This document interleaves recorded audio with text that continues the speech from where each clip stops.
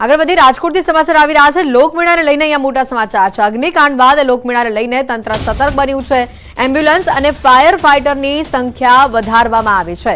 હવે 3ના બદલે 5 ambulance fire ફાઈટરો તૈનાત રહેશે। લોકમેળાનું વીમા કવચ વધારીને 7.50 કરોડનું કરવામાં આવ્યું છે। સિક્યુરિટી સ્ટાફ વધારીને 125નો કરાયો છે। લોકમેળાનું એન્ટ્રી ગેટ રાત્રે 11:30 કલાકે બંધ કરી દેવામાં આવશે। વધુ માહિતી મેળવીશું ફોનલાઈન ઉપર સંવાદદાતા અંકિત અહીંયા જોડાઈ ચૂક્યા છે। અંકિત, અહીંયા જે રીતે અગ્નિકાંડ બાદ હવે લોકમેળાને લઈને તંત્ર સતર્ક બન્યું છે, તમામ સુવિધાઓમાં પણ વધારો કરવામાં આવ્યો છે, વધુ માહિતી શું?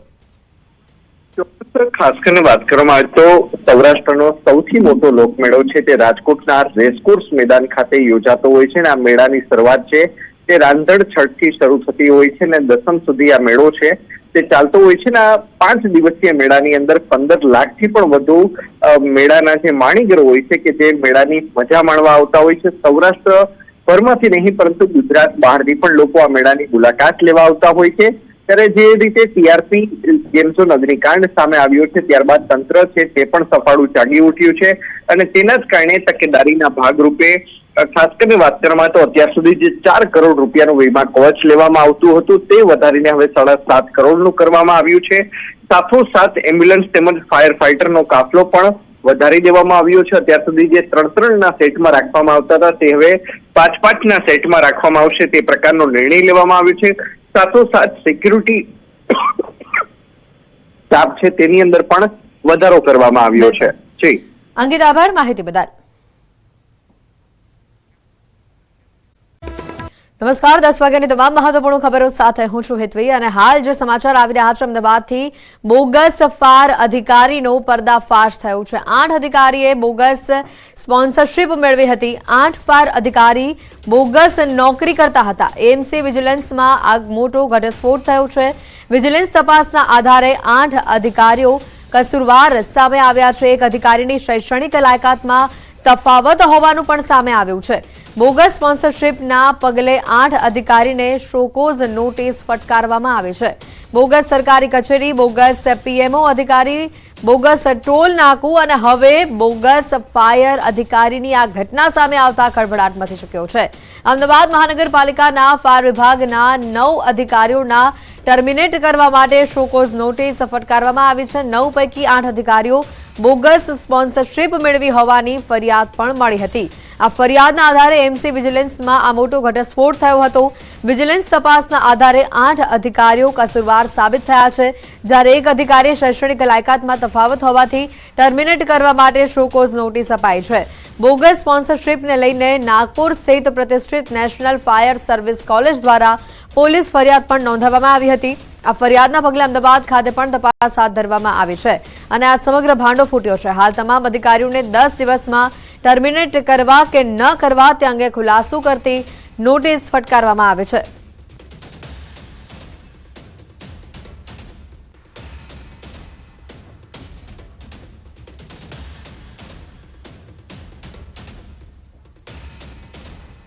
ફાયર ડિવિઝનમાં કુલ 8 અધિકારી, એક આસિસ્ટન્ટ સબ ઓફિસર, 5 સ્ટેશન ઓફિસર અને 2 ડિવિઝનલ ઓફિસર એ લોકોએ બોગસ સ્પોન્સરશીપના આધારે ડિગ્રી મેળવી અને અહીં નોકરીમાં જોડાયેલા એ બાબતે એમની વિજિલન્સ તપાસ ચાલુ હતી અને એ તપાસમાં કસૂરવાર જણાતા એમને ફાઇનલ શોકોઝ નોટિસ આપેલ છે।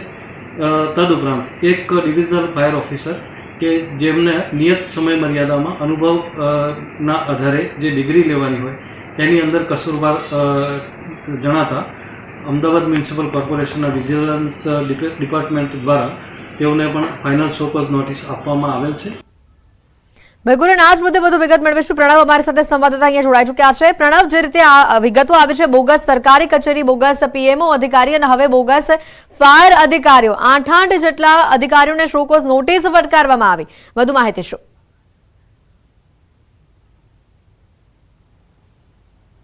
ચોક્કસ જે રીતે ગુજરાતમાં એક સિલસિલો શરૂ થઈ ગયો છે બોગસ અધિકારીઓ, બોગસ સરકારી કચેરીઓ, હવે તો બોગસ ફાયર અધિકારીઓ પણ અહીં બહાર આવી રહ્યા છે. જે બોગસ સ્પોન્સરશીપના આધારે જે 8 અધિકારીઓ એવા છે મહાનગરપાલિકાના જે ફાયર વિભાગમાં જે કામ કરી રહ્યા છે કે તેઓએ ખાનગી કંપનીમાંથી બોગસ સ્પોન્સરશીપ છે લીધી હતી.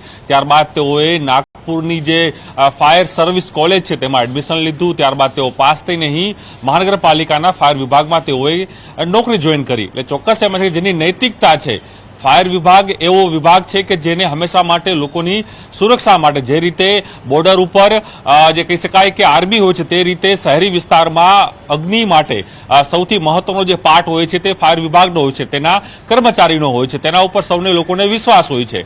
ત્યારે એ જ અધિકારીઓ છે ક્યાંક ને ક્યાંક બોગસ સ્પોન્સરશીપ સાથે પોતાની નોકરી છે તે જોઈન કરે છે અને વર્ષે દાડે તે મસ્ત મોટો પગાર પણ અહીં લઈ રહ્યા છે. એટલે સૌથી મોટો સવાલ એ થઈ રહ્યો છે, જ્યારે એક જાગૃત ફાયર અધિકારીએ આ અંગે તપાસ માટે માંગ કરી, ત્યારબાદ મહાનગરપાલિકાના વિજિલન્સ તપાસે હાથ ધરી. તેમાં 8 અધિકારીઓ અને સાથે જ અન્ય એક કર્મચારી, કુલ 9 કર્મચારીઓ કસૂરવાર સાબિત થયા છે. તેમાં 9 પૈકી 8 કર્મચારીઓ તો એવા હતા કે જે લોકોએ બોગસ સ્પોન્સરશીપ લઈને કોલેજમાં એડમિશન લીધું. ત્યારબાદ તેઓએ મહાનગરપાલિકામાં ફાયર વિભાગના અલગ અલગ બિલકુલ પ્રણવ, આપની પાસે આવીશું, વધુ માહિતી મેળવીશું. આપણી સાથે અત્યારે જયેશ ઉપાધ્યાય પણ જોડાઈ ચૂક્યા છે, ડેપ્યુટી કમિશનર છે તેઓ. જયેશજી, પહેલા તો સ્વાગત છે ન્યૂઝ 18 ગુજરાતીમાં. જયેશજી, આટલી મોટી ઘટના, બોગસ સ્પોન્સરશીપ મેળવી હોવાથી આ 9 અધિકારીઓને આજે સોકોશ નોટિસ ફટકારવામાં આવી છે, શું કહેશો આપ આ મુદ્દે? એટલે વિજિલન્સ ઇન્કવાયરી હતી બોગસ સ્પોન્સરશીપ મેળવી અને ડિગ્રી લેવા બાબતે.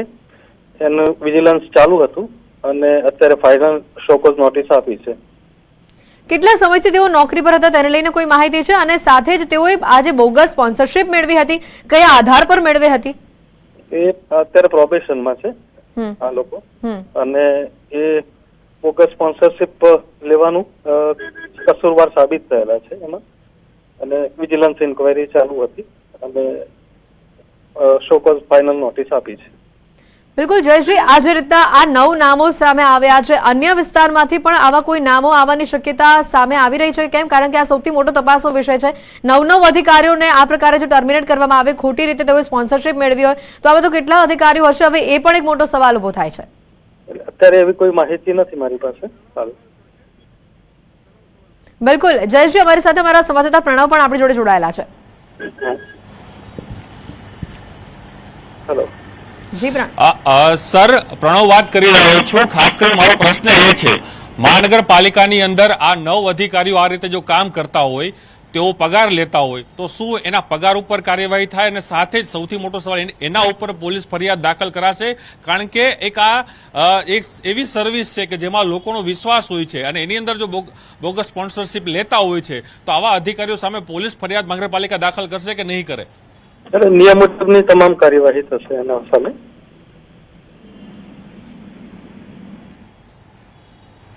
મહાનગરપાલિકાની વિજિલન્સ તપાસે એક સારી કામગીરી કરી છે અને તપાસની અંદર આ સમગ્ર ઘટના બહાર આવી છે. સર, એના માટે કોર્પોરેશનની ટીમ અભિનંદન છે, પરંતુ સાથે એ પણ હવે કોર્પોરેશનની જવાબદારી બને છે કે આવા અધિકારીઓ સામે કડકમાં કડક કાર્યવાહી થાય. કારણ કે એક દાખલો બેસે, જે રીતે આ પ્રકારની નોકરીઓ કરે છે, મસ્ત મોટા પગાર લે છે, અને છતાં પણ આ પ્રકારની બોગસ સ્પોન્સરશીપ જેની પાસે હોય અને તપાસમાં જો આવતું હોય, તો ચોક્કસ એની ઉપર મોટી કાર્યવાહી થવી જોઈએ. જી જી જી, કાર્યવાહી ચાલુ છે.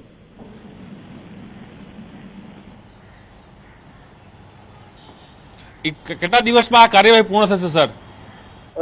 એમને જવાબ આપવાનો 10 દિવસનો ટાઈમ આપેલો છે.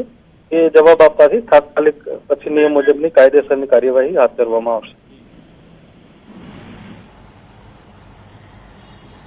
એ ચોક્કસ અમે અપેક્ષા રાખીએ છીએ કે મહાનગરપાલિકા પોતાની ફરજ નિભાવીને આ મોટી કાર્યવાહી કરે અને એક મોટો દાખલો બેસાડે. સાથે જ પોલીસ ફરિયાદ થાય તો પોલીસ ફરિયાદ પણ કરવી જોઈએ, કારણ કે જે સર્વિસમાં એ કામ કરી રહ્યા છે ત્યાં અનીતિ ત્યાં ન ચાલવી જોઈએ, કારણ કે તે જવાબદારી વાળું કામ છે, ને તેમાં પણ જો બોગસ સ્પોન્સરશીપ નોકરી કરવા તેઓ જોઈન થયા હોય તો ચોક્કસ તેની સામે મોટી કાર્યવાહી થવી જોઈએ. ચોક્કસ. થેન્ક યુ જય. Thank you. બિલકુલ જયેશજી, મારો પણ એક સવાલ છે, જે રીતે આ લોકોની ભરતી કરવામાં આવી હતી ત્યારે કોઈ તપાસ કરવામાં નહોતી આવી? કારણ કે જેમ તમે કીધું કે અત્યારે પ્રોબેશન ઉપર છે, તો તેઓને લેતા પહેલા, તેઓને કામ આપતા પહેલા આ બધી તપાસ કેમ નથી થઈ? અમુક બાબતો ડિગ્રી સર્ટિફિકેટ અને એ બધી બાબતો ચેક થતી હોય છે, પણ જે જગ્યા પર કોલેજમાં એડમિશન કેવી રીતે લીધું એ બાબત એ વખતે કદાચ ચેક નહીં થઈ હોય, કારણ કે આ વસ્તુ ખોટી રીતે સ્પોન્સરશિપ મેળવી અને કોલેજમાં એડમિશન મેળવવાનો સવાલ છે. બિલકુલ, એટલે ક્રોસ વેરિફિકેશન અહીંયા નથી થયું, બરાબર ને? ના, ક્રોસ વેરિફિકેશન થયું છે, એમની ડિગ્રી અને એ બધું ક્રોસ વેરિફિકેશન થયેલું છે. સર, અહીંયા જો ક્રોસ વેરિફિકેશન થયું હોત, આ ડિગ્રી ખોટી છે, ખોટી સ્પોન્સરશિપ મેળવી છે, એ વાત સામે ન આવી ગઈ હોત? એ વિજિલન્સમાં ખ્યાલ આવે, વિજિલન્સની બાબતો ચેક કરતા પછી ખ્યાલ આવેલો. બિલકુલ જયશ્રી, આભાર ન્યૂઝ 18 સાથે જોડાવા બદલ. પ્રણવ, આ ખૂબ જ ગંભીર બેદરકારી કહી શકાય. આટલા મોટા પદ ઉપર જ્યારે પણ કોઈ અધિકારીની ભરતી કરવામાં આવે અને બરાબર ક્રોસ વેરિફિકેશન પણ ન થતું હોય અને આટલા લાંબા સમય સુધી તેઓ કામ કરતા હોય, પછી ખ્યાલ આવે છે કે આ લોકો ખોટી સ્પોન્સરશિપ ઉપર કામ કરી રહ્યા હતા. આ ચોક્કસ સવાલ એ થઈ રહ્યો, જે નામો મારી પાસે આવે છે ન્યૂઝ 18 પાસે, જે 8 નામો છે, તેમાં 2 નામો તો એવા છે કે જે કદાચ ફાયર વિભાગના મોટા અધિકારીઓના ક્યાંક પુત્ર પણ છે અને ક્યાંક ફાયર અધિકારીના ભાઈ પણ છે. એટલે હવે સવાલ એ થઈ રહ્યો છે સમગ્ર કામગીરી ઉપર, સમગ્ર પ્રક્રિયા ઉપર. જે રીતે બોગસ સ્પોન્સરશિપ સાથે તેઓ નેશનલ કોલેજ નાગપુર ખાતે ત્યાં એડમિટ થાય છે, ત્યાં એડમિશન લઈને તેઓ તેનો કોર્સ પૂરો કરે છે, ત્યારબાદ અહીં આવે છે. અને આ જે સમગ્ર ઘટનાનો ઘટસ્ફોટ ક્યારે થાય છે?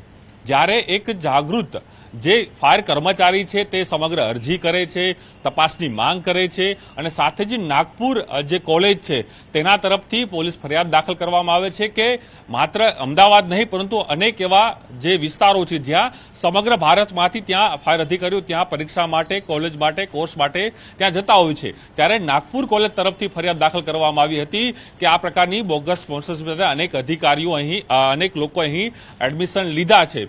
તેના આધારે આખો જે રેલો છે, નાગપુરથી સમગ્ર રેલો છે, અહીં અમદાવાદ પહોંચે છે.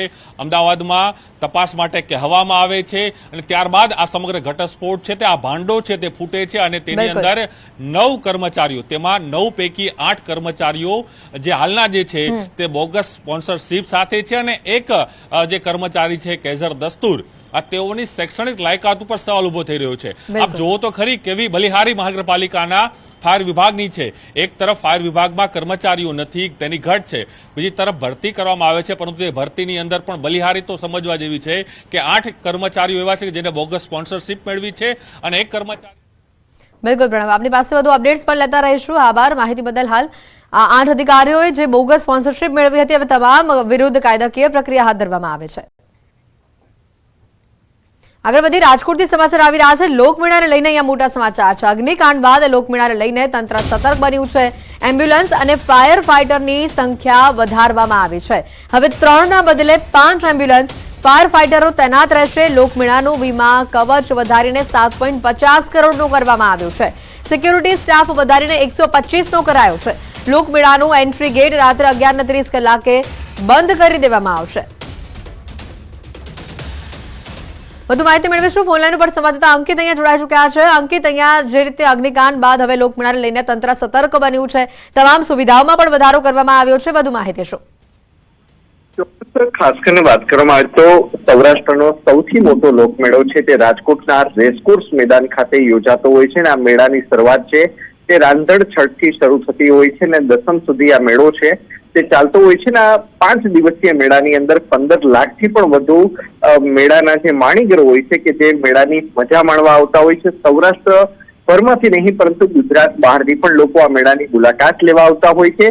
ત્યારે જે રીતે ટીઆરપી ગેમ ઝોન અગ્નિકાંડ સામે આવ્યો છે ત્યારબાદ તંત્ર છે તે પણ સફાળું જાગી ઉઠ્યું છે અને તેના જ કારણે તકેદારીના ભાગરૂપે ખાસ કરીને વાત કરવામાં તો અત્યાર સુધી જે 4 કરોડ રૂપિયાનું વીમા કવચ લેવામાં આવતું હતું તે વધારીને હવે 7.5 કરોડનું કરવામાં આવ્યું છે. સાથોસાથ એમ્બ્યુલન્સ તેમજ ફાયર ફાઈટરનો કાફલો પણ વધારી દેવામાં આવ્યો છે. અત્યાર સુધી જે 3-3ના સેટમાં રાખવામાં આવતા હતા તે હવે 5-5ના સેટમાં રાખવામાં આવશે તે પ્રકારનો નિર્ણય લેવામાં આવ્યો છે. સાથોસાથ સિક્યુરિટી સ્ટાફ છે તેની અંદર પણ વધારો કરવામાં આવ્યો છે. જી અંકિત, આભાર માહિતી બદલ.